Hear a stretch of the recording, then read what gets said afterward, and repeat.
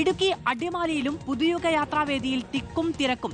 സ്റ്റേജിൽ നിന്ന് നേതാക്കളുടെ പിന്നോട്ട് മാറി നിൽക്കാൻ ജാഥ ക്യാപ്റ്റൻ വി ഡി സതീശൻ ആവശ്യപ്പെട്ടു. കാണാം.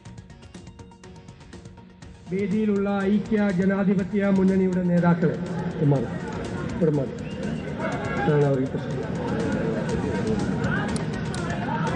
വേദിയിലുള്ള ഐക്യ ജനാധിപത്യ മുന്നണിയുടെ നേതാക്കളെ രാഹുൽ സുരേഷ് വിവരങ്ങളുമായിട്ട്. രാഹുൽ, തിരക്ക് നിയന്ത്രിക്കാൻ ജാഥ ക്യാപ്റ്റനെ ഉള്ളോ?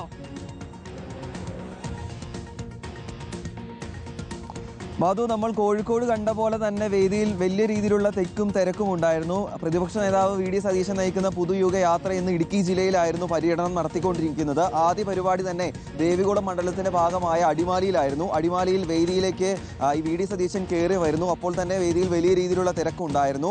സംസാരിച്ച് തുടങ്ങുമ്പോഴാണ് വേദിയുടെ തൊട്ട് മുന്നിൽ നിന്നിരുന്ന ആളുകൾ ശബ്ദമുണ്ടാക്കുന്ന സാഹചര്യം ഉണ്ടായത്. അപ്പോൾ എന്താണ് കാര്യമെന്ന് ചോദിച്ചപ്പോൾ സ്റ്റേജിൽ നേതാക്കൾ നിൽക്കുന്നതിനാൽ താങ്കളെ കാണാൻ പറ്റുന്നില്ല എന്ന് പറഞ്ഞു.